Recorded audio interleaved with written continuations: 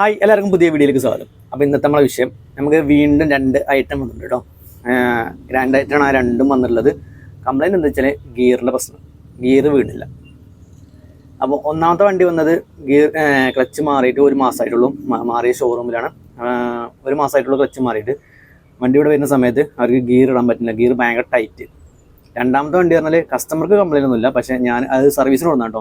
ക്ലച്ചിൻ്റെ issue ആയിട്ട് ഒന്നുമല്ല, സർവീസിന് കൊടുക്കണം. അപ്പോൾ ഞാൻ വണ്ടി എടുക്കുന്ന സമയത്ത് ക്ലച്ച് ചവിട്ടി ഗിയറിൻ്റെ സമയത്ത് ഒരു ചെറിയൊരു മിസ്റ്റേക്ക് പോലെ, ഒരു ചെറിയൊരു ടൈറ്റ് പോലെ തോന്നി, ക്ലച്ചിൻ്റെ പെഡൽ പോലെ തോന്നി. അപ്പോൾ അങ്ങനെ കയറ്റി സർവീസ് ചെയ്യുന്ന ഭാഗത്ത് ചെക്ക് ചെയ്യുന്ന സമയത്ത് ക്ലച്ചിൻ്റെ ഫോർക്ക് ചെക്ക് ചെയ്തു, അവിടെയും കംപ്ലൈൻറ്റ്. പക്ഷേ കസ്റ്റമർ കംപ്ലൈൻ്റ് ഇല്ല, മറ്റേ കസ്റ്റമർ കംപ്ലൈൻ്റ് ആണ്, ഗിയർ വീഴാത്തതുകൊണ്ട് നേരെ വന്നാണ്ടോ.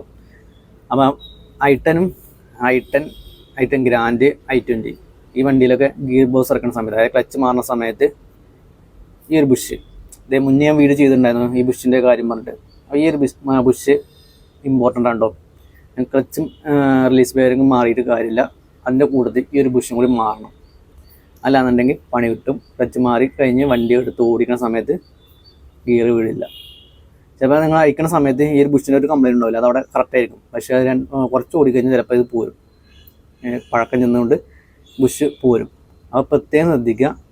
അത് കസ്റ്റമേഴ്സിന് അറിയണ്ടാവില്ല, പക്ഷേ നമ്മൾ ടെക്നീഷ്യന്മാർക്കും ഇത് ആദ്യമായിട്ട് അയക്കുന്നവർക്ക് ഇതിനെപ്പറ്റി അറിയണ്ടാവില്ല. സാധാരണ നമ്മൾ ക്ലച്ച് അയക്കുന്നു, റിലീസ് ബെയറിങ് മാറ്റുന്നു, തിരിച്ചതേപോലെ കയറ്റുന്നു. പക്ഷേ ഈ ബുഷ് ശ്രദ്ധിക്കില്ല. കാരണം ഈ ബുഷ് ചിലപ്പോൾ പോകുന്നുണ്ടായിരിക്കും, അവിടെ കറക്റ്റായിട്ട് ഇരിക്കുന്നുണ്ടാവും, അത് പോരാനായിട്ട് നിൽക്കുന്നുണ്ടായിരിക്കും.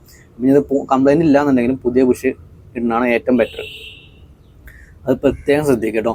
അറിയാത്തവരുണ്ടെന്നുണ്ടെങ്കിൽ ഈ വീഡിയോ ഒന്ന് ഷെയർ ചെയ്ത് കൊടുക്കുക കേട്ടോ.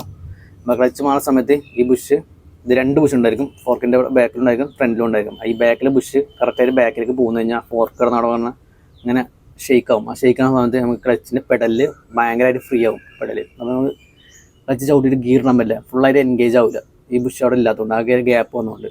അതാണ് അവിടെ സംഭവിക്കുന്നത്. ആ ഫസ്റ്റത്തെ വണ്ടി പറഞ്ഞാൽ ഷോറൂമിൽ കൊണ്ടുപോയിട്ടാണ് ക്ലച്ച് മാറ്റിയത്. അപ്പോൾ അവർ അവിടുന്ന് ഇത് മാറ്റി കൊടുത്തില്ല.